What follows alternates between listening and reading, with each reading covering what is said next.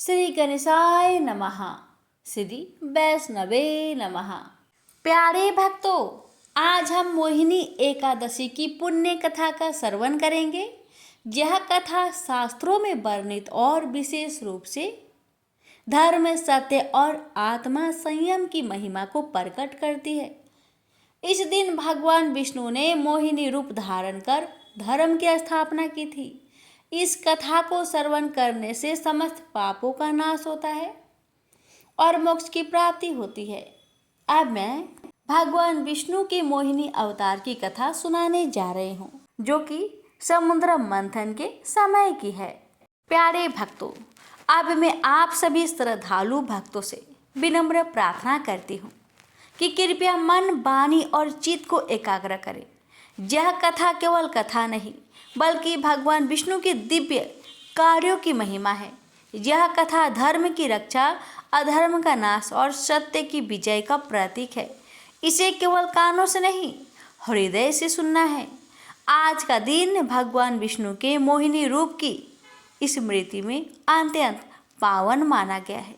जो श्रद्धा से इस कथा को सुनते हैं, उनके पाप नष्ट होते हैं और उन्हें मोक्ष की प्राप्ति होती है। इसलिए चलिए हम सब अपने भीतर के विकार को भूलकर मोहिनी रूपधारी भगवान विष्णु की इस लीला का श्रवण करते हैं और उनके चरणों में अपनी भक्ति अर्पित करते हैं। जय श्री हरि, जय श्री गणेश।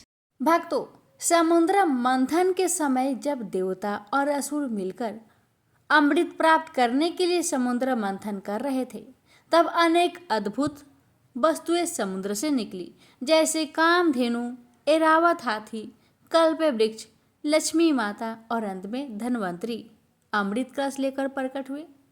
जैसे ही अमृत कलश प्रकट हुई, असुरों ने छल से वह कलश छीन लिया और वापस में विवाद करने लगे कि कौन पहले अमृत पान करेगा। यदि असुर अमृत पी लेते तो वे अजय हो जाते और अधर्म में प्रबल हो जाता। देवता अत्यंत चिंतित हो उठे और श्रीहरि विष्णु के पास गए। तब भगवान विष्णु ने एक सुंदर स्त्री का रूप धारण किया, जिसे मोहिनी कहा गया। मोहिनी स्वरूप इतना मोहक था कि सभी असुर उसकी ओर आकर्षित हो गए। अब भक्तों, मोहिनी ने मधुर वाणी में कहा, हे असुरों, आप सब आपस में क्यों झगड़ रहे हो? यदि आप चाहे तो मैं न्यायपूर्वक अमृत का वितरण कर सकती हूँ, लेकिन आप सभी को मेरी एक शर्त माननी होगी। असुर मोहिनी के सौंदर्य और वाणी से मोहित हो गए और सहस्र मान गए। फिर मोहिनी ने चालाकी से अमृत देवताओं को पिला दिया और असुरों को ठगा दिया। जब असुरों को यह ज्ञात हुआ, तब तक बहुत देर हो चुकी थी। लेकिन भक्तों, क्या आपको पता है, केवल एक असुर, जिसका नाम था राहु, जो कि चुपके से देवताओं की पंक्ति में बैठकर अमृत पीने लगा। लेकिन सूर्य और चंद्रमा ने उसे पहचान लिया और फिर भक्तों, भगवान विष्णु ने तुरंत अपने सुदर्शन चक्र से उसका सिर धड़ से अलग कर दिया। चूंकि अमृत उसके गले तक ही पहुंचा था, वह दो भागों में जीवित रह गया, सिर राहु और धड़ केतु। इस प्रकार मोहिनी रूप में भगवान विष्णु ने अधर्म को रोका और धर्म की रक्षा की। प्रेम से बोलिए विष्णु भगवान की जय। प्यारे भक्तों, अब आइए मैं आपको सुनाने जा रही हूँ एकादशी व्रत की प्रमुख मोहिनी एकादशी की व्रत कथा। और भक्तों, इस कथा के साथ ही मैं आपको एकादशी व्रत में जितनी भी कथा सुनी जाती है, सारी कथा को एक साथ ही एक ही वीडियो में सुनाऊंगी। तो आप सभी भक्तों से हमारी निवेदन है कि इन कथाओं को भगवान विष्णु में मन लगाकर पूरा अवश्य सुनेगा और अपने मन की इच्छा भगवान के सामने अवश्य रखे। भगवान विष्णु और माँ लक्ष्मी आप सभी भक्तों की हर मन की इच्छा को पूर्ण करे, यही हमारी प्रार्थना है। जय श्री हरि। धर्मराज युधिष्ठिर बोले कि हे कृष्ण जी, वैशाख महीने की शुक्ल पक्ष की एकादशी का नाम क्या है और उस व्रत की विधि क्या है? सो मुझे विस्तार से बताइए। श्री कृष्ण भगवान कहने लगे, हे धर्मनंदन, मैं आपसे एक पुरातन कथा कहता हूँ जिसको महर्षि वशिष्ठ ने श्री रामचंद्र जी से कहा था। श्री रामचंद्र जी बोले, हे गुरुदेव, आप मुझे कोई ऐसा व्रत कहिए जिससे समस्त पाप और दुख नष्ट हो जाए। मैंने जनक नंदिनी श्री सीता जी के वियोग में बहुत दुख भोगे हैं, अतः अब आप कोई व्रत बतलाइए। महर्षि वशिष्ठ बोले, हे राम, आपने बहुत सुंदर प्रश्न किया है। आपकी बुद्धि बहुत शुद्ध और पवित्र है। आपके नाम के स्मरण मात्र से ही मनुष्य पवित्र हो जाता है, इसलिए आपका यह प्रश्न लोकहित में अवश्य आएगा। वैशाख मास के शुक्ला पक्ष में जो एकादशी होती है उसका नाम मोहिनी है। इस एकादशी का व्रत करने से मनुष्य के समस्त पाप तथा दुख कट जाते हैं। उसके व्रत के प्रभाव से मनुष्य मोह जाल से छूट जाता है। अतः हे राम, इस एकादशी का व्रत दुखी मनुष्य को अवश्य ही करना चाहिए। मोहिनी एकादशी के व्रत में मनुष्य के समस्त पाप नष्ट हो जाते हैं। अब आप इसकी कथा को ध्यानपूर्वक सुनिए। सरस्वती नदी के किनारे एक भद्रावती नाम की नगरी बसी हुई है। उस नगरी में सोमवंशीय धृतमान नाम का एक राजा राज्य करता था। उसी नगरी में एक धन्य धान्य से पूर्ण पुण्यवान एक वैश्य रहता था। उसका नाम था धर्मपाल। वह बहुत धर्मात्मा तथा विष्णु भक्त था। उसने नगर में अनेकों भोजनालय, प्याऊ, कुआं, तालाब, धर्मशाला आदि बनवाए हैं। उसने सड़कों के किनारे आम, जामुन, नीम आदि के वृक्ष लगवाए हैं। उस वैश्य के 5 पुत्र हैं। उसका सबसे बड़ा पुत्र बहुत पापी था। वह वेश्याओं और गुंडों की संगति करता था। वह अपना समय जुआ खेलने में बिताता था। वह दूसरों की स्त्रियों के साथ भोग विलास करता था। वह महान नीचा था और देवता पितृ आदि को नहीं मानता था। वह अपने पिता के धन को बुरे काम में खर्च किया करता था। वह मद्यपान तथा मांस का भक्षण भी किया करता था। इस पर उसके पिता, भाइयों तथा कुटुंबियों ने उसे घर से निकाल दिया और उसकी निंदा करने लगे। घर से निकलने के बाद अपने आभूषणों तथा वस्त्रों को बेचकर रहने लगा। धन नष्ट हो जाने पर वेश्याओं ने तथा गुंडों ने भी उसका साथ छोड़ दिया। अब वह भूख और प्यास से दुखी रहने लगा। अब उसने चोरी करने का विचार किया और रात्रि में चोरी करने लगा। एक दिन वह पकड़ा गया, परंतु सिपाहियों ने वैश्य का पुत्र जानकर उसे छोड़ दिया। वह दूसरी बार फिर पकड़ा गया और राजा ने उसे कारागार में बंद करा दिया। कारागार में राजा ने उसको बहुत दुख दिए और उसको इस नगर को छोड़ने के लिए कहा। अंत में वह दुखी होकर नगर को छोड़कर चला गया और जंगल में पशु पंछियों को मार मार कर खाने लगा। फिर बहेलिया ही बन गया और धनुष बाण से पशुओं पंछियों को मार मार कर खाने लगा। एक दिन वह पापी भूख और प्यास से व्याकुल खाने की खोज में निकल पड़ा और कौटिल्य ऋषि के आश्रम पर आ पहुंचा। इस समय वैशाख महीना था। कौटिल्य ऋषि गंगा स्नान करके आए थे। उनके भीगे वस्त्रों के पानी के छींटे मात्र इस पापी के ऊपर पड़ गई। इतना से ही उसे सतबुद्धि प्राप्त हुई। वह पापी मुनि के पास जाकर हाथ जोड़कर कहने लगा, हे मुनि, मैंने अपने जीवन में अनेकों पाप किए हैं। आप उन पापों से छूटने का कोई साधारण उपाय बताइए जिसे मैं बिना धन के ही कर सकूं। बहेलिया की बात सुनकर ऋषि बोले, मैं तुम्हें एक उपाय बताता हूँ, ध्यान देकर सुनो। देखो, तुम वैशाख महीने की शुक्ला पक्ष की जो एकादशी है उस एकादशी का व्रत करो। इस एकादशी का नाम है मोहिनी। इसके व्रत को करने से तुम्हारे जितने भी पाप है सब की सब नष्ट हो जाएंगे। मुनि की वचनों को सुनकर बहेलिया बहुत प्रसन्न हुआ और उसने मन में ठाना कि वो विधि विधान के साथ मोहिनी एकादशी का व्रत करेगा। और उसने वैसा ही किया जैसे ऋषि ने बताए थे। हे राम जी, उस व्रत के प्रभाव से उस बहेलिए के समस्त पाप नष्ट हो गए और अंत में गरुड़ पर चढ़कर विष्णु लोक को चला गया। इस व्रत से मोह आदि भी नष्ट हो जाते हैं। संसार में इस व्रत से अन्य कोई श्रेष्ठ व्रत नहीं है। इसके महात्म्य के श्रवण व पठन से जो पुण्य मिलता है वह पुण्य एवं सहस्त्र गोदान के पुण्य के बराबर है। प्रेम से बोलिए जय श्री हरि। प्यारे भक्तों, अब आइए सुनिए भगवान विष्णु और माँ लक्ष्मी जी की एक दिव्य लीला की कथा। एक बार भगवान नारायण लक्ष्मी जी से बोले, लोगों में कितनी भक्ति बढ़ गई है, सब नारायण नारायण कहते हैं। तो लक्ष्मी जी बोली, आपको पाने के लिए नहीं, मेरे को पाने के लिए भक्ति बढ़ गई है। तो भगवान बोले, लोग लक्ष्मी लक्ष्मी ऐसा जब थोड़ी ना करते हैं। तो माता लक्ष्मी बोली कि विश्वास ना हो तो परीक्षा हो जाए। भगवान नारायण एक गांव में ब्राह्मण का रूप लेकर गए। एक घर का दरवाजा खटखटाया। घर के यजमान ने दरवाजा खोलकर पूछा, कहाँ के हैं आप?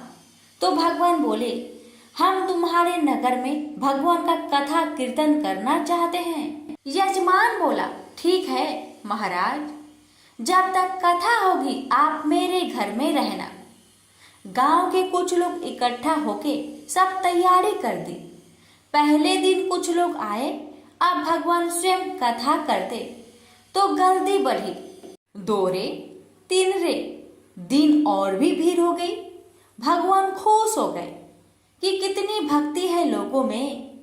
लक्ष्मी माता ने सोचा, अब जाने जैसा है। लक्ष्मी माता ने बूढ़ी माता का रूप लिया और उस नगर पहुंची। एक महिला ताला बंद करके कथा में जा रही थी कि माता पहुंची। बोली, बेटी जरा पानी पिला दे। तो वो महिला बोली, माता जी 3:30 बजे हैं, मेरे को प्रवचन में जाना है। लक्ष्मी माता बोली, पिला दे बेटी थोड़ा पानी, बहुत प्यास लगी है। तो वो महिला लोटा भर के पानी लाई। माता ने पानी पिया और लोटा लौटाया तो सोने का हो गया था। महिला अचंभित हो गई कि लोटा था स्टील का और वापस लिया तो सोने का। कैसी चमत्कारी माता जी हैं। अब तो वो महिला हाथ जोड़ी करने लगी कि माता जी आपको भूख लगी होगी, खाना भी खा लीजिए। ये सोच के कि खाना खाएगी तो थाली भी कटोरी भी सोने की हो जाए। माता लक्ष्मी बोली, तुम जा बेटी, तेरा टाइम हो गया है। वो महिला प्रवचन में आई तो सही, लेकिन आसपास की महिलाओं को सारी बात बताई। अब महिलाओं को बात सुनकर चालू सत्संग में से उठ के गई। दूसरे दिन से कथा में लोगों की संख्या कम हो गई। तो भगवान ने पूछा कि लोगों की संख्या कैसे कम हो गई। किसी ने कहा, एक चमत्कारी माताजी आई हैं नगर में, जिसके घर दूध पीती तो गिलास सोने का हो जाता, थाली में रोटी सब्जी खाती तो थाली सोने की हो जाती। उसके कारण लोग प्रवचन में नहीं आते। भगवान नारायण समझ गए कि लक्ष्मी जी का आगमन हो चुका है। इतनी बात सुनते ही देखा कि जो यजमान सेठ जी थे वो भी उठ खड़े हुए और खिसक गए। पहुंचे माता लक्ष्मी जी के पास। बोले, माता मैं तो भगवान की कथा का आयोजन करता और लक्ष्मी जी माता आपने मेरे घर को छोड़ दिया। माता जी बोली, तुम्हारे घर तो मैं सबसे पहले आने वाली थी, लेकिन तुम्हारे घर में जिस कथाकार को ठहराया है ना, वो चला जाए तो मैं अभी आऊं। सेठ जी बोला, बस इतनी सी बात, अभी उनको धर्मशाला में कमरा दिलवा देता हूँ। जैसे ही महाराज कथा करके घर आए तो सेठ जी बोला, महाराज बिस्तरा बांधो, आपकी व्यवस्था धर्मशाला में कर दी है। महाराज बोले, अभी 2-3 दिन बचे हैं कथा के, यही रहने दो। सेठ बोला, नहीं नहीं, जल्दी जाओ, मैं कुछ नहीं सुनने वाला। इतने में लक्ष्मी जी भी आई। कहा कि सेठ जी, आप थोड़ा बाहर जाओ, मैं इनसे निपट लूं। माता जी बोली, प्रभु आप तो मान गए। भगवान नारायण बोले, हाँ लक्ष्मी, तुम्हारा प्रभाव तो है, लेकिन एक बात तुमको भी मेरी माननी पड़ेगी कि तुम तब आई जब संत के रूप में मैं यहाँ आया। संत जहाँ कथा करेंगे वहाँ लक्ष्मी तुम्हारा निवास जरूर होगा। प्रेम से बोलिए, लक्ष्मी नारायण की जय। एकादशी माता की कथा प्राचीन समय की बात है। सतयुग में मुर नामक दानव रहता था। वह बड़ा ही अद्भुत, अत्यंत रौद्र तथा संपूर्ण देवताओं के लिए भयंकर था। उस काल रूपधारी दुरात्मा महासुर ने इंद्र को भी जीत लिया था। संपूर्ण देवता उससे परास्त होकर स्वर्ग से निकाले जा चुके थे और शंकित तथा भयभीत होकर पृथ्वी पर विचरा करते थे। एक दिन सब देवता महादेव जी के पास गए। वहां इंद्र ने भगवान शिव के आगे सारा हाल कह सुनाया। इंद्र बोले, महेश्वर, ये देवता स्वर्ग लोक से निकाले जाने के बाद पृथ्वी पर विचर रहे हैं। मनुष्यों के बीच रहना इन्हें शोभा नहीं देता। देव, कोई उपाय बतलाइए। देवता किसका सहारा ले?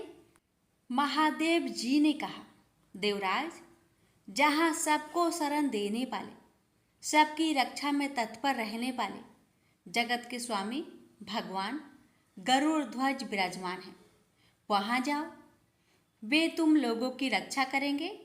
महादेव जी की यह बात सुनकर परम बुद्धिमान देवराज इंद्र संपूर्ण देवताओं के साथ क्षीर सागर में गए, जहाँ भगवान गदाधर सो रहे थे।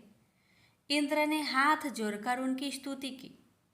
इंद्र बोले, देवेश्वर, आपको नमस्कार है।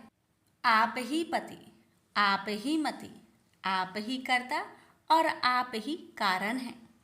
आप ही सब लोगों के माता और आप ही इस जगत के पिता हैं। देवता और दानव दोनों ही आपकी वंदना करते हैं। पुंडरीकाक्ष, आप दैत्यों के शत्रु हैं। मधुसूदन, हम लोगों की रक्षा कीजिए। प्रभो जगन्नाथ, अत्यंत उग्र स्वभाव वाले महाबली मूर नामक दैत्य ने इन संपूर्ण देवताओं को जीतकर स्वर्ग से बाहर निकाल दिया है। भगवान देवेश्वर, शरणागत वत्सल देवता भयभीत होकर आपकी शरण में आए हैं। दानवों का विनाश करने वाले कमल नयन भक्त वत्सल देवेश्वर जनार्दन, हमारी रक्षा कीजिए, रक्षा कीजिए।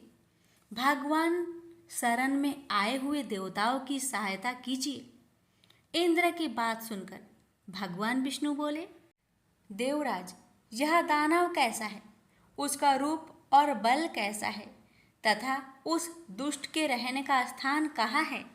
इंद्र बोले, देवेश्वर, पूर्व काल में ब्रह्मा जी के वंश में तालजंग नामक एक महान असुर उत्पन्न हुआ था, जो अत्यंत भयंकर था।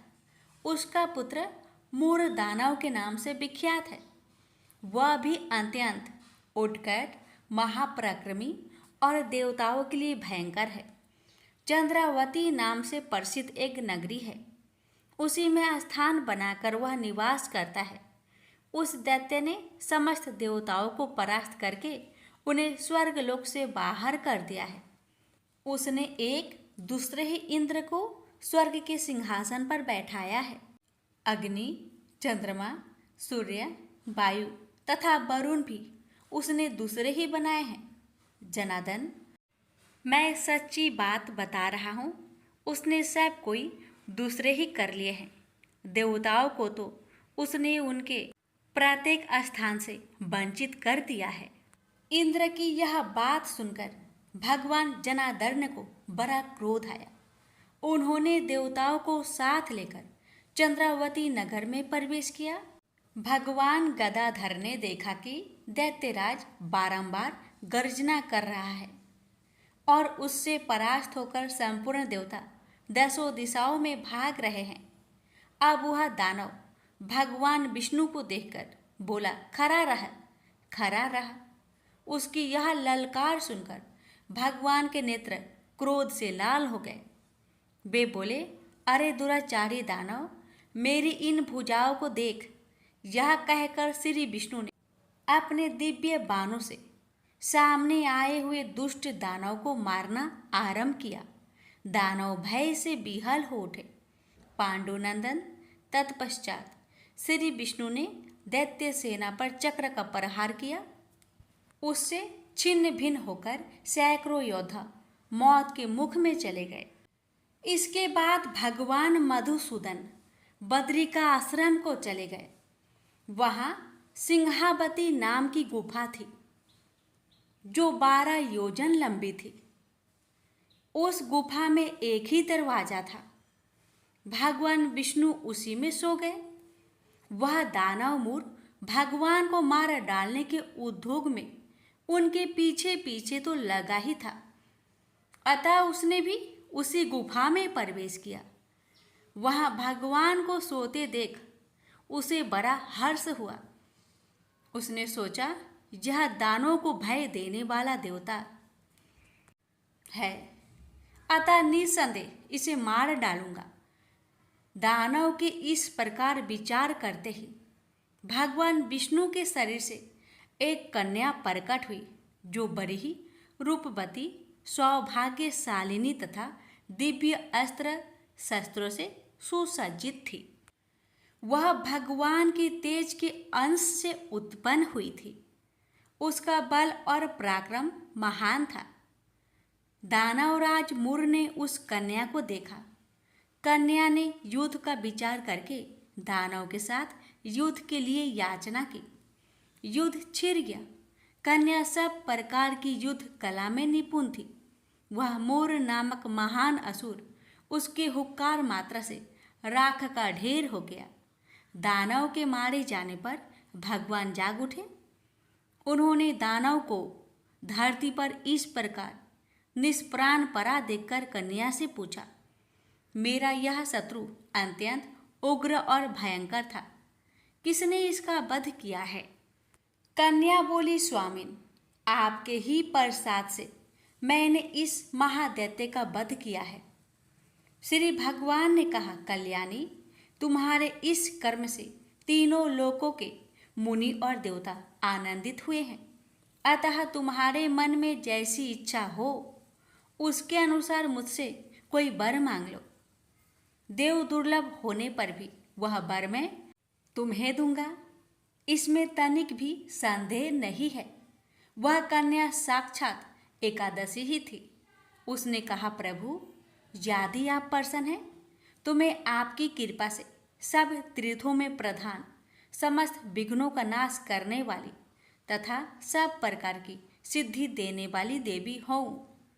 जनार्दन, जो लोग आप में भक्ति रखते हुए मेरे दिन को उपवास करेंगे उन्हें सब प्रकार की सिद्धि प्राप्त हो। माधव, जो लोग उपवास, नक्त भोजन अथवा एक भुक्त करके मेरे व्रत का पालन करें उन्हें आप धन, धर्म और मोक्ष प्रदान कीजिए। श्री विष्णु बोले, कल्याणी, तुम जो कुछ कहती हो वह सब पूर्ण होगा। प्रेम से बोलिए, एकादशी माता की जय। तुलसी माता की व्रत कथा। एक बार माता लक्ष्मी भगवान विष्णु से पूछती है, हे स्वामी, तुलसी के पास दीपक जलाने का क्या महत्व है और रोज शाम को तुलसी के पास दिया क्यों जलाया जाता है? इससे मनुष्य को कौन सा फल प्राप्त होता है? तुलसी के पास दीपक जलाने की विधि क्या है तथा दीपक जलाते समय कौन से मंत्र का उच्चारण करना चाहिए? कृपया आप मुझे विस्तार से बतलाइए। तब भगवान विष्णु जी कहते हैं, हे देवी, आज आपने समस्त मानव जाति के कल्याण के लिए बहुत ही महत्वपूर्ण प्रश्न किया है। आपके इस प्रश्न का उत्तर देने से पूर्व मैं आपको एक प्राचीन कथा सुनाता हूँ, जिससे आपको सभी प्रश्न के उत्तर मिल जाएंगे।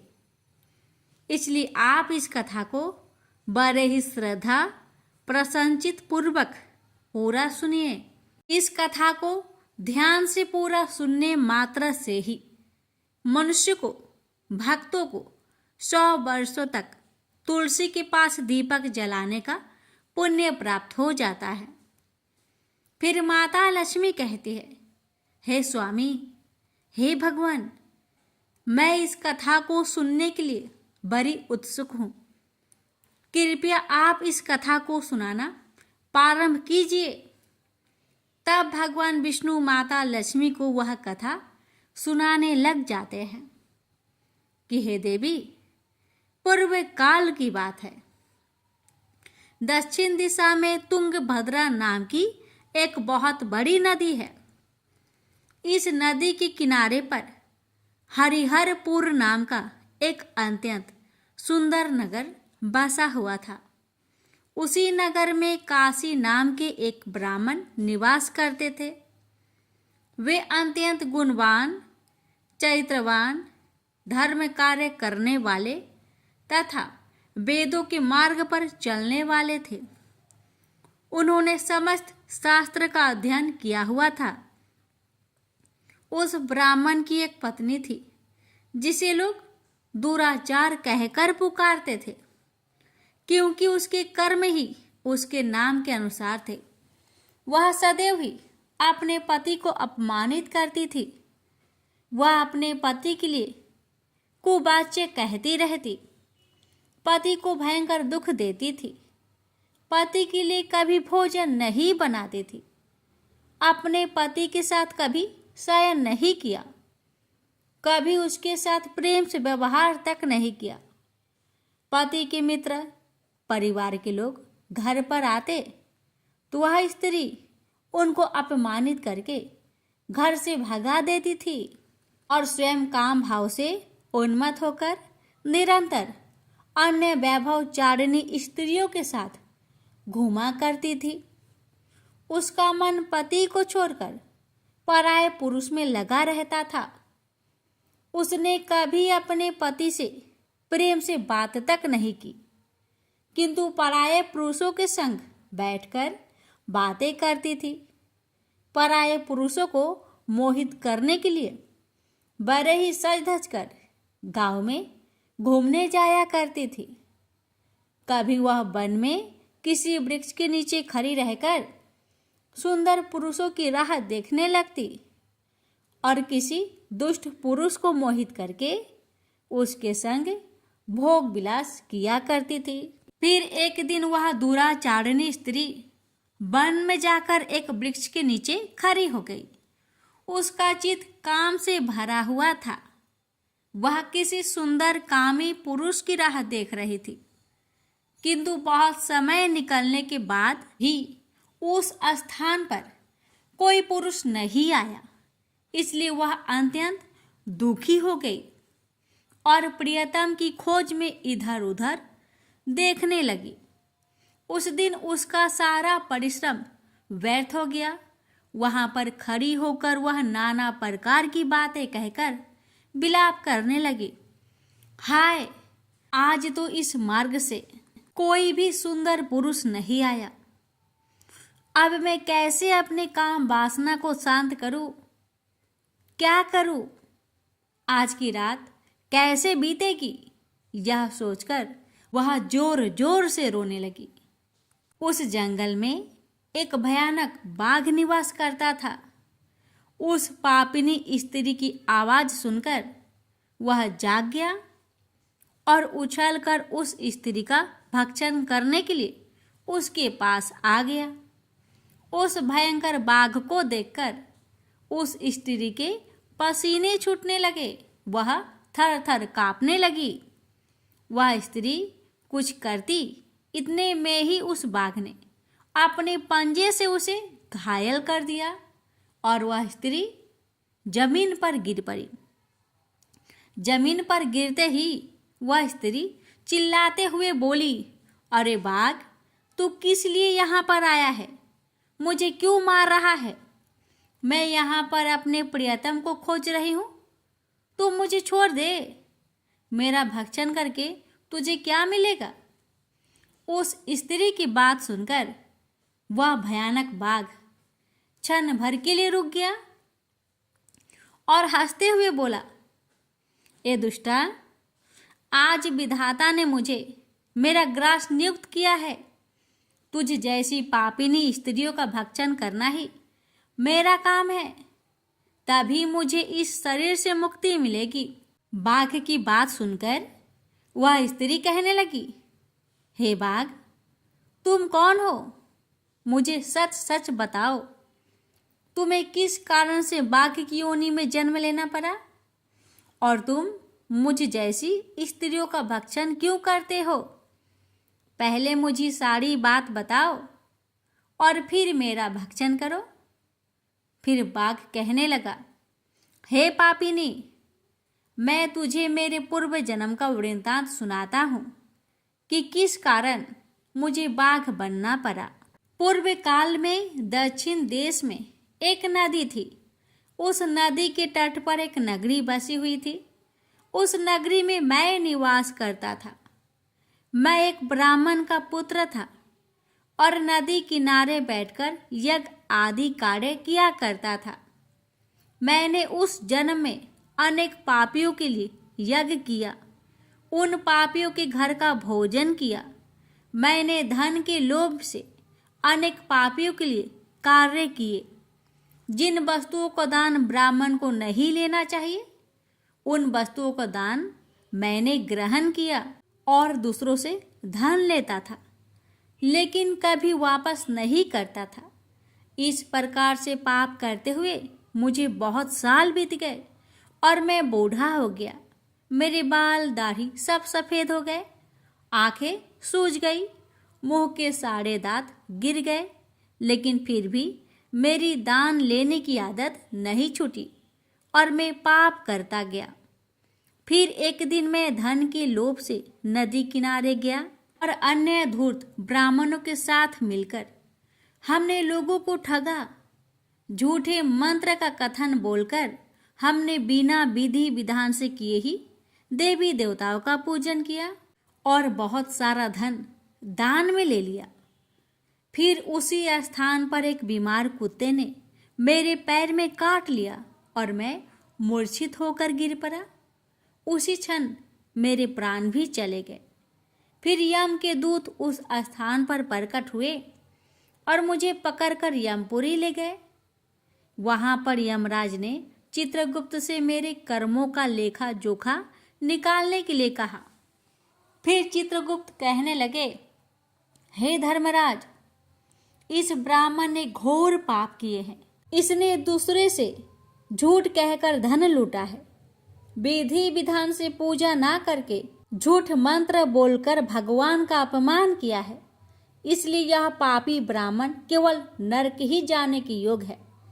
फिर यमराज ने अपने दूतों को आदेश देकर मुझे नरक की अग्नि में डाल दिया।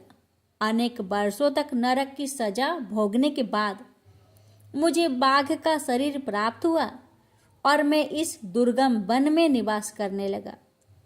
मैं अपने पूर्व जन्म के पापों को याद करके कभी भी कोई भी महात्मा पुरुष या फिर साधु संत हो, सती स्त्रियों का मैं भक्षण नहीं करता हूँ। मैं केवल पापी, दुराचारिणी तथा उल्टा स्त्रियों का ही भक्षण करता हूँ, ताकि मुझे पाप से मुक्ति मिल जाए। इस प्रकार से उस बाघ ने अपने पूर्व जन्म का पूरा कथा उस पापिनी को सुना दिया और फिर उस स्त्री से कहने लगा, हे पापिनी, तेरे आचरण से तू उल्टा दिखाई पड़ती है। अपने पति को छोड़कर तू इस वन में अन्य पुरुष के साथ भोग विलास करने आई है, इसलिए आज तो तू मेरा ग्रास अवश्य बनेगी। इतना कहकर उस बाघ ने अपने तीक्ष्ण नाखून से उस पापिनी स्त्री के टुकड़े टुकड़े करके उसे खा लिया। फिर उस स्थान पर यम के दूत प्रकट हुए और उस पापिनी स्त्री को उठाकर यमपुरी ले गए। वहां पर उसे यमराज के सामने खड़ा किया गया। फिर चित्रगुप्त ने उस स्त्री का लेखा जोखा निकालते हुए यमराज जी से कहने लगे, हे धर्मराज, यह स्त्री तो अत्यंत पापिनी है। इसने घोर पाप किए हैं।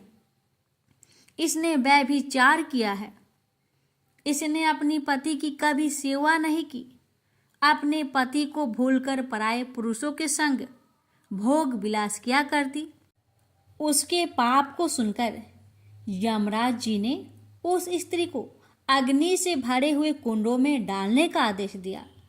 अनेक वर्षों तक उसे उस कुंड में पकाया गया। फिर उसे निकालकर दूसरे नरक में डाल दिया गया। इस प्रकार से उसे अनेक वर्षों तक अलग अलग नरकों में डाला गया और नरकों में डालने के बाद वह महापापी स्त्री पुनः पृथ्वी लोक पर आकर चांडाल के रूप में उत्पन्न हुई। चांडाल के घर में जन्म लेकर वह फिर से अनेक पाप करने लगी, व्यभिचार करने लगी, अनेक पापी पुरुषों के संग विहार करने लगी।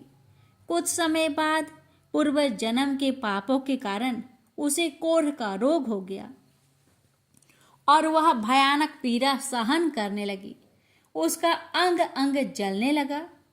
उसके नेत्रों में पीड़ा होने लगी। इस दुख को सहन करती हुई अपना जीवन को बिता रही थी। फिर एक दिन वह तीर्थ में स्नान करने के उद्देश्य से अनंतपुरा में चली गई। वहां पर वह एक आश्रम के बाहर निवास करने लगी। वहां उस आश्रम में एक तुलसी जी का पौधा था। अन्य स्त्रियों को वहां पर तुलसी जी के पास दीपक जलाते हुए देखकर उस महापापी स्त्री ने भी वही किया। उसने तुलसी जी के पौधे के पास जाकर एक घी का दीपक जला दिया। फिर उसी रात हृदयघात से उसकी मृत्यु हो गई और यमराज के दूत उसे लेने के लिए आ गए। जैसे ही यम के दूत उस पापी स्त्री को पास में बांध कर ले जाने लगे, वैसे ही भगवान विष्णु के दो पार्षद उस स्थान पर प्रकट हुए और उन्होंने उन दोनों को रोक लिया और कहने लगे, हे दूतों, इस स्त्री को तुम छोड़ दो। यह नरक जाने की योग्य नहीं है। तुम किसके आदेश से ऐसा अधर्म कर रहे हो? फिर यम के दूत कहने लगे, हे पार्षदों, हम यमराज के आदेश से इस पापी स्त्री को उठाकर ले जा रहे हैं, किंतु आप हमें किस कारण से रोक रहे हैं?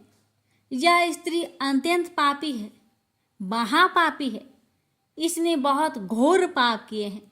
इसे नरक में जाने की आज्ञा मिली है। फिर पार्षद कहने लगे, हे दूतों, यह स्त्री तो विष्णु भगवान की भक्त है। यह नरक जाने की योग्य नहीं है। इसने शाम के समय तुलसी जी के पास दीपक जलाया है। इसी कारण से इसके समस्त पाप नष्ट हो गए हैं। इसलिए अब यह नरक जाने की योग्य नहीं है। यह स्वर्ग जाने की अधिकारी बन चुकी है। पार्षदों की बात सुनकर यमदूतों ने उस स्त्री को उस स्थान पर छोड़ दिया और यमलोक लौट गए। वहां जाकर उन्होंने यमराज को सारा वृत्तांत सुना दिया। फिर भगवान विष्णु के पार्षद उस स्त्री को दिव्य विमान पर बैठाकर स्वर्ग ले गए। भगवान विष्णु कहते हैं, हे देवी, इस प्रकार से तुलसी के पास दीपक जलाने मात्र से ही मनुष्य के सभी पाप नष्ट हो जाते हैं, सभी संकट कट जाते हैं। जो स्त्री नित्य शाम को तुलसी जी के पास दीपक जलाती है, वह सौभाग्यशाली बन जाती है। उसके पूर्व जन्मों के सभी पाप नष्ट हो जाते हैं। उसे सुख समृद्धि की प्राप्ति होती है। रोज तुलसी के पास दीपक जलाते समय इस मंत्र का उच्चारण करना चाहिए। ओम तुलसी देवे च विद्महे विष्णुप्रियाय च धीमहि तन्नो बृंदा प्रचोदया। इसका अर्थ है, विष्णुप्रिया तुलसी, मैं आपको नमन करती हूँ, आप मुझे उच्च बुद्धि दीजिए। हे वृंदा, आप मेरे मन को रोशन करें। भगवान विष्णु कहते हैं, हे देवी, हजारों अमृत के घरों से नहलाने पर भी श्री हरि विष्णु को उतनी तृप्ति नहीं होती जितनी कि वे मनुष्य के द्वारा तुलसी का एक पत्ता चढ़ाने से प्राप्त करते हैं। 10,000 गौदान से मानव को जो फल प्राप्त करता है, वही फल तुलसी पत्र के दान से पा लेता है। जो मृत्यु के समय अपने मुख में तुलसी पत्र का जल पा जाता है, वह संपूर्ण पापों से मुक्त होकर भगवान श्री हरि विष्णु के धाम को जाता है। हिंदू धर्म में तुलसी के पौधे का महत्व सबसे अधिक है। इसकी सबसे पहले पूजा भगवान विष्णु ने की थी। भगवान विष्णु कहते हैं, जिस प्रकार से देवी लक्ष्मी से बैकुंठ को ऐश्वर्य प्राप्त है, उसी प्रकार से बैकुंठ में तुलसी के कारण ही पवित्रता प्राप्त है। पृथ्वी लोक पर जिस स्थान पर भी तुलसी का पौधा होगा, उस स्थान पर कभी बुराई का वास नहीं होगा। ऐसा स्थान सबसे अधिक पवित्र होगा। इसी कारण से हमें हमारे घर में तुलसी का पौधा अवश्य लगाना चाहिए। इस प्रकार से भगवान विष्णु ने तुलसी के पास दिया जलाने का महत्व, महिमा बताए। अगर कथा अच्छी लगे तो कमेंट बॉक्स में तुलसी महारानी की जय अवश्य लिखें और इस वीडियो को एक शेयर अवश्य करें। भगवान विष्णु आप सभी भक्तों की हर मनोकामना को पूर्ण करें। प्रेम से बोलिए जय श्री हरि। प्यारे भक्तों, आज बृहस्पतिवार का दिन है, तो आइए एकादशी व्रत कथा के साथ विष्णु भगवान की और बृहस्पति देव की कृपा प्राप्त करने के लिए बृहस्पतिवार व्रत कथा का श्रवण करते हैं। विष्णु भगवान और बृहस्पति देव आपका व्रत को सफल करें। जय श्री हरि। बृहस्पति देव भगवान की जय।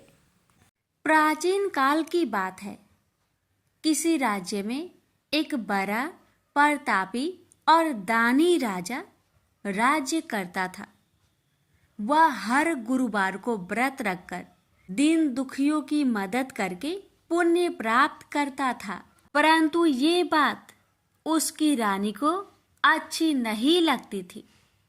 वह न तो व्रत करती थी और न ही दान पुण्य में विश्वास रखती थी। इतना ही नहीं, वह राजा को भी ऐसा करने से मना करती थी। एक समय की बात है, राजा शिकार खेलने के लिए वन में गए। घर पर रानी और दासी थी। उसी समय गुरु बृहस्पति देव साधु का रूप धारण कर राजा के दरवाजे पर भिक्षा मांगने आए। साधु ने जब रानी से भिक्षा मांगी तो वह कहने लगी, हे साधु महाराज, मैं इस दान और पुण्य से तंग आ गई हूँ। आप कोई ऐसा उपाय बताएं जिससे कि सारा धन नष्ट हो जाए और मैं आराम से रह सकूं। इतना सुनकर बृहस्पति देव ने कहा, हे देवी, तुम बड़ी विचित्र हो। संतान और धन से कोई दुखी होता है।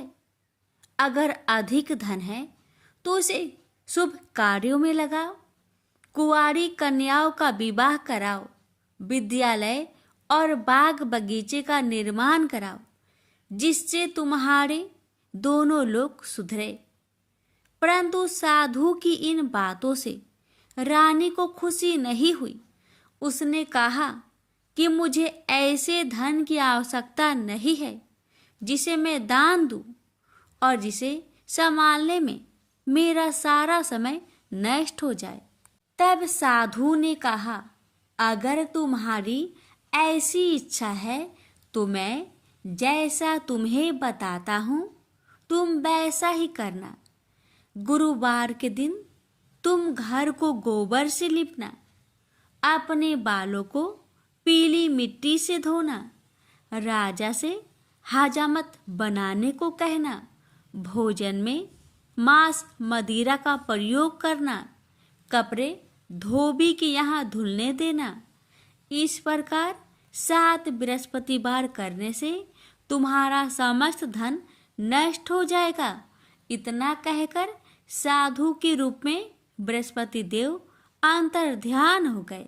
साधु के अनुसार कई बातों को पूरा करते हुए रानी को केवल 3 बृहस्पतिवार ही बीते थे कि उसकी समस्त धन संपत्ति नष्ट हो गई। भोजन के लिए राजा का परिवार तरसने लगा। तब एक दिन राजा ने रानी से बोला कि हे रानी, तुम यहीं रहो, मैं दूसरे देश को जाता हूँ, क्योंकि यहाँ पर सभी लोग मुझे जानते हैं, इसलिए मैं कोई छोटा कार्य नहीं कर सकता। ऐसा कहकर राजा दूसरे देश चला गया। वहाँ वह जंगल से लकड़ी काट कर लाता और शहर में बेचता।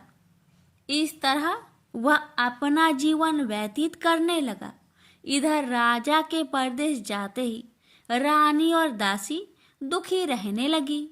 एक बार जब रानी और दासी को 7 दिन तक बिना भोजन के रहना पड़ा, तो रानी ने अपनी दासी से कहा, हे दासी, पासी के नगर में मेरी बहन रहती है, वह बड़ी धनवान है, तो उसके पास जा और कुछ ले आ, ताकि थोड़ी बहुत गुजर बसर हो जाए। दासी रानी की बहन के पास गई। उस दिन गुरुवार था और रानी की बहन उस समय बृहस्पतिवार व्रत की कथा सुन रही थी। दासी ने रानी की बहन को अपनी रानी का संदेश दिया, लेकिन रानी की बड़ी बहन ने कोई उत्तर नहीं दिया। जब दासी को रानी की बहन से कोई उत्तर नहीं मिला तो वह बहुत दुखी हुई और उसे क्रोध भी आया। दासी ने वापस आकर रानी को सारी बात बता दी।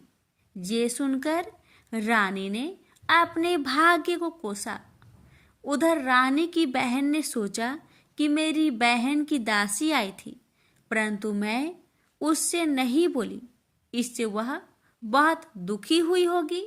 कथा सुनकर और पूजा समाप्त करके वह अपनी बहन के घर आई और कहने लगी, हे बहन, मैं बृहस्पतिवार का व्रत कर रही थी, तुम्हारी दासी मेरे घर आई थी, परंतु जब तक कथा होती है तब तक ना तो उठते हैं और ना ही बोलते हैं, इसलिए मैं नहीं बोली।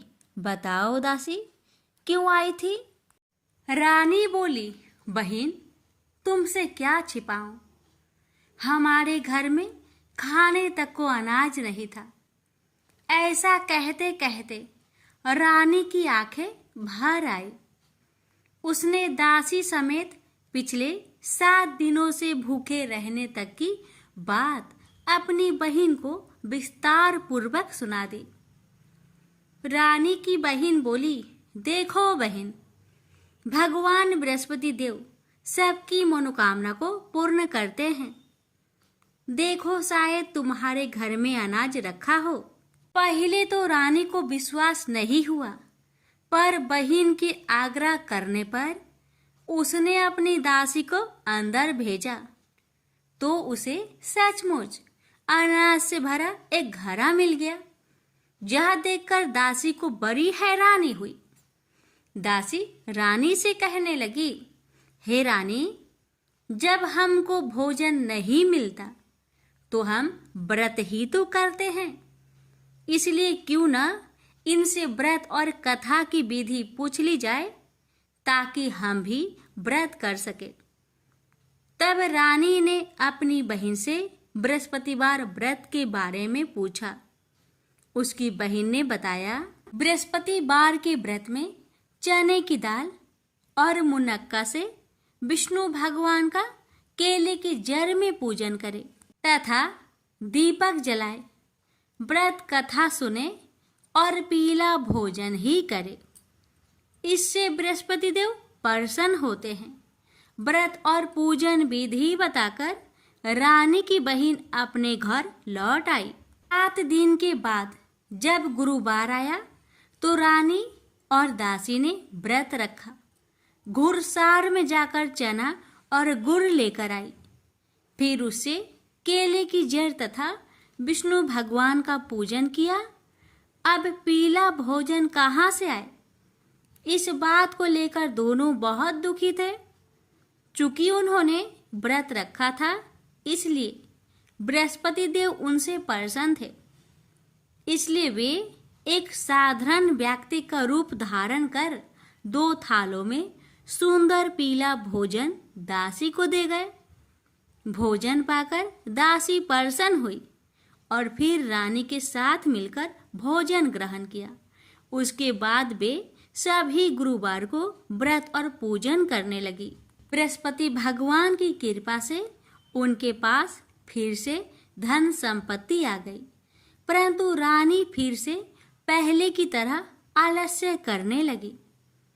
तब दासी बोली, देखो रानी, तुम पहले भी इस प्रकार आलस्य करती थी।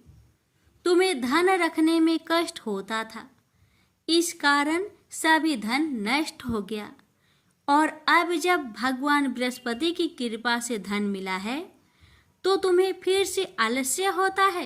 रानी को समझाते हुए दासी कहती है कि बड़ी मुसीबतों के बाद हमने यह धन पाया है, इसलिए हमें दान पुण्य करना चाहिए, भूखे मनुष्य को भोजन कराना चाहिए और धन को शुभ कार्य में खर्च करना चाहिए, जिससे तुम्हारे कुल का यश बढ़ेगा, स्वर्ग की प्राप्ति होगी और पितृ प्रसन्न होंगे।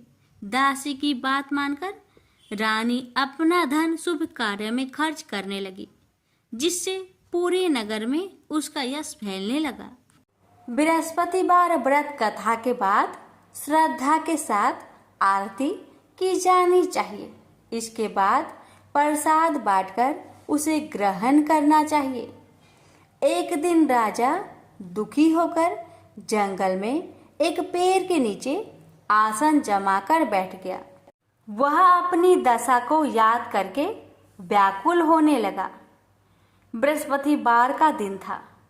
एकाएक उसने देखा कि निर्जन वन में एक साधु प्रकट हुए। वह साधु भेष में स्वयं बृहस्पति देवता थे। लकड़हारे के सामने आकर बोले, हे लकड़हारे, इस सुनसान जंगल में तू चिंता मग्न क्यों बैठा है? लकड़हारे ने दोनों हाथ जोड़कर प्रणाम किया और उत्तर दिया, महात्मा जी, आप सब कुछ जानते हैं, मैं क्या कहूँ? यह कहकर रोने लगा और साधु को अपनी आत्मकथा सुनाई। महात्मा जी ने कहा, तुम्हारी स्त्री ने बृहस्पति के दिन बृहस्पति भगवान का निरादर किया है, जिसके कारण रुष्ट होकर उन्होंने तुम्हारी यह दशा कर दी। अब तुम चिंता को दूर करके मेरे कहने पर चलो तो तुम्हारे सब कष्ट दूर हो जाएंगे और भगवान पहले से भी अधिक संपत्ति देंगे। तुम बृहस्पतिवार के दिन कथा किया करो। 2 पैसे के चने मुनक्का लाकर उसका प्रसाद बनाओ और शुद्ध जल से लोटे में शक्कर मिलाकर अमृत तैयार करो। कथा के पश्चात अपने सारे परिवार और सुनने वाले प्रेमियों में अमृत व प्रसाद बांटकर आप भी ग्रहण करो। ऐसा करने से भगवान तुम्हारी सब मनोकामनाएं पूरी करेंगे। साधु के ऐसे वचन सुनकर लकड़हारा बोला, हे प्रभु, मुझे लकड़ी बेचकर इतना पैसा नहीं मिलता जिससे भोजन के उपरांत कुछ बचा सकूं। मैंने रात्रि में अपने स्त्री को व्याकुल देखा है और मेरे पास कुछ भी नहीं जिससे मैं उसकी खबर मंगा सकूं। साधु ने कहा, हे लकड़हारे, तुम किसी बात की चिंता मत करो। बृहस्पति के दिन तुम रोजाना की तरह लकड़ियां लेकर शहर को जाओ। तुम्हारे रोज से दुगुना धन प्राप्त होगा, जिससे तुम भली भांति भोजन कर लोगे तथा बृहस्पति देव की पूजा का सामान भी आ जाएगा। इतना कहकर साधु अंतर्ध्यान हो गए। धीरे धीरे समय व्यतीत होने पर फिर वही बृहस्पतिवार का दिन आया। लकड़हारा जंगल से लकड़ी काटकर किसी शहर में बेचने गया। उसे उस दिन और दिन से अधिक पैसा मिला। राजा ने चना गुड़ आदि लाकर गुरुवार का व्रत किया। उस दिन से उसके सभी कलेश दूर हुए। परंतु जब दोबारा गुरुवार का दिन आया तो बृहस्पतिवार का व्रत करना भूल गया। इस कारण बृहस्पति भगवान नाराज हो गए। उस दिन उस नगर के राजा ने विशाल यज्ञ का आयोजन किया तथा शहर में यह घोषणा करा दी कि कोई भी मनुष्य अपने घर में भोजन न बनावे, न आग जलावे। समस्त जनता मेरे यहाँ भोजन करने आवे। इस आज्ञा को जो न मानेगा उसे फांसी की सजा दी जाएगी। इस तरह की घोषणा संपूर्ण नगर में करवा दी गई। राजा की आज्ञा अनुसार शहर के सभी लोग भोजन करने गए, लेकिन लकड़हारा कुछ देर से पहुंचा, इसलिए राजा उसको अपने साथ घर लिवा ले गए और ले जाकर भोजन करा रहे थे तो रानी की दृष्टि उस खूंटी पर पड़ी जिस पर उसका हार लटका हुआ था। वह वहां पर दिखाई नहीं दिया। रानी ने निश्चय किया कि मेरा हार इस मनुष्य ने चुरा लिया है। उसी समय सिपाहियों को बुलवाकर उसको कारागार में डलवा दिया। जब लकड़हारा कारागार में पड़ गया और बहुत दुखी होकर विचार करने लगा कि ना जाने कौन से पूर्व जन्म के कर्म से मुझे यह दुख प्राप्त हुआ है, और उसी साधु को याद करने लगा जो कि जंगल में मिला था। उसी समय तत्काल बृहस्पति देव साधु के रूप में प्रकट हुए और उसकी दशा को देखकर कहने लगे, अरे मूर्ख, तूने बृहस्पति देव की कथा नहीं करी, इस कारण तुझे दुख प्राप्त हुआ है। अब चिंता मत कर। बृहस्पतिवार के दिन कारागार के दरवाजे पर 4 पैसे पड़े मिलेंगे। उनसे तू बृहस्पति देव की पूजा करना, तेरे सभी कष्ट दूर हो जाएंगे। बृहस्पति के दिन उसे 4 पैसे मिले। लकड़हारे ने कथा कही। उसे रात्रि को बृहस्पति देव ने उस नगर के राजा को सपन में कहा, हे राजा, तुमने जिस आदमी को कारागार में बंद किया है वह निर्दोष है, वह राजा है, उसे छोड़ देना। रानी का हार उसी खूंटी पर लटका है। अगर तू ऐसा नहीं करेगा तो मैं तेरे राज्य को नष्ट कर दूंगा। इस तरह रात्रि के सपनों को देखकर राजा प्रातः काल उठा और खूंटी पर हार देखकर लकड़हारे को बुलाकर क्षमा मांगी तथा लकड़हारे को योग सुंदर वस्त्र आभूषण देकर विदा कर दिया। बृहस्पति देव की आज्ञा अनुसार लकड़हारा अपने नगर को चल दिया। राजा जब अपने नगर के निकट पहुंचा तो उसे बड़ा आश्चर्य हुआ। नगर में पहले से अधिक बाग, तालाब, कुएं तथा बहुत सी धर्मशाला, मंदिर आदि बन गई है। राजा ने पूछा, यह किसका बाग और धर्मशाला है? तब नगर के सब लोग कहने लगे, यह सब रानी और बांदी की है। तो राजा को आश्चर्य हुआ और गुस्सा भी आया। जब रानी ने यह खबर सुनी कि राजा आ रहे हैं तो उन्होंने बांदी से कहा कि हे दासी, देख, राजा हमको कितनी बुरी हालत में छोड़ गए थे। हमारी ऐसी हालत देखकर वह लौट न जाए, इसलिए तू दरवाजे पर खड़ी हो जा। आज्ञा अनुसार दासी दरवाजे पर खड़ी हो गई। राजा आए तो उन्हें अपने साथ लिवा लाई। तब राजा ने क्रोध करके अपनी रानी से पूछा कि यह धन तुम्हें कैसे प्राप्त हुआ।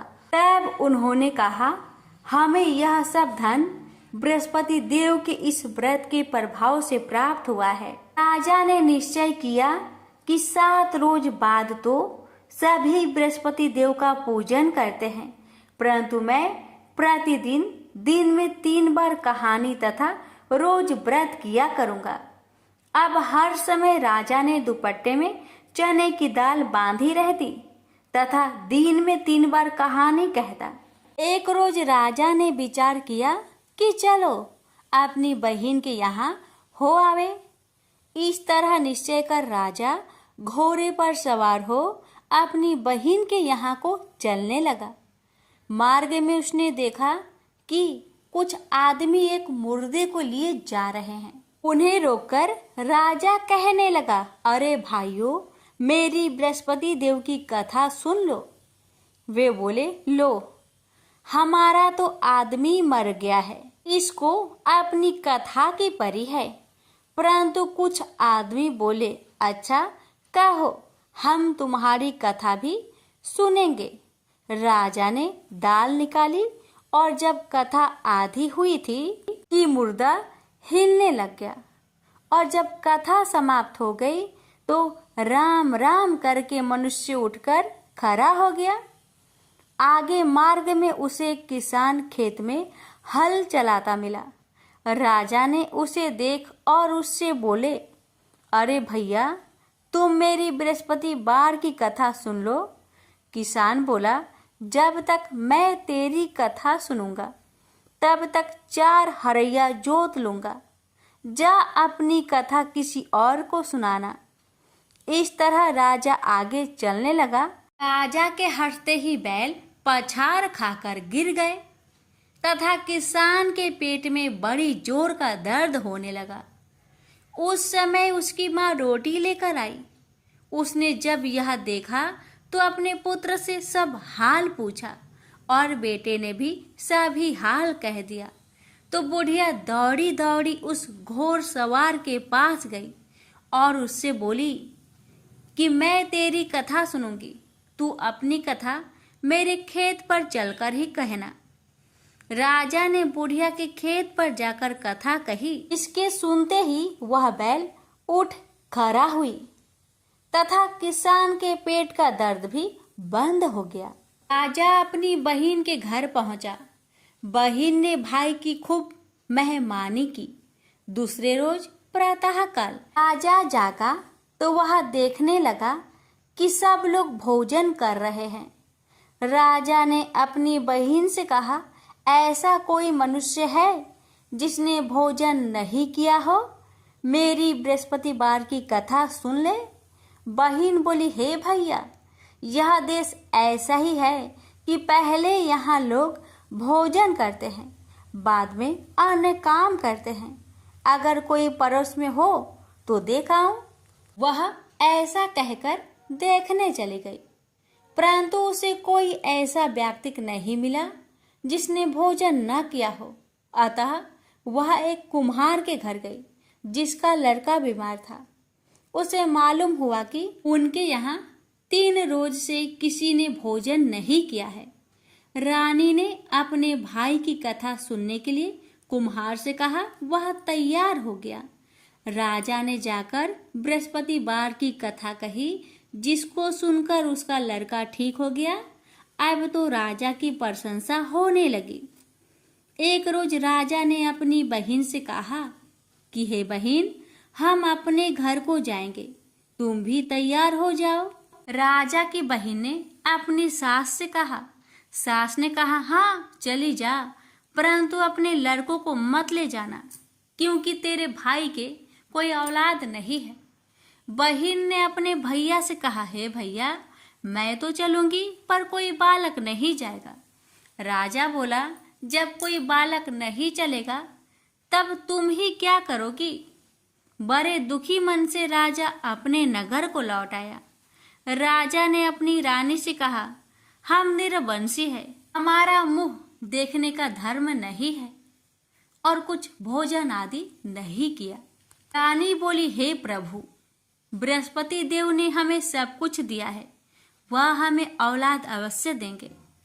उसी रात को बृहस्पति देव ने राजा से सपने में कहा, हे राजा, उठ, सभी सोच त्याग दे, तेरी रानी गर्भ से है। राजा को यह बात सुनकर बड़ी खुशी हुई। 9वें महीने में उसके गर्भ से एक सुंदर पुत्र पैदा हुआ। तब राजा बोला, हे रानी, स्त्री बिना भोजन के रह सकती है, पर बिना कहे नहीं रह सकती। जब मेरी बहन आवे तुम उससे कुछ मत कहना। रानी ने सुनकर हाँ कर दिया। जब राजा की बहन ने यह शुभ समाचार सुना तो वह बहुत खुश हुई तथा बधाई लेकर अपने भाई के यहाँ आई। तभी रानी ने कहा, घोड़ा चढ़कर तो नहीं आई, गधा चढ़ी आई। राजा की बहन बोली, भाभी, मैं इस प्रकार न कहती तो तुम्हें औलाद कैसे मिलती। बृहस्पति देव ऐसे ही हैं, ऐसी जिसके मन में कामनाएं हैं सभी को पूर्ण करते हैं।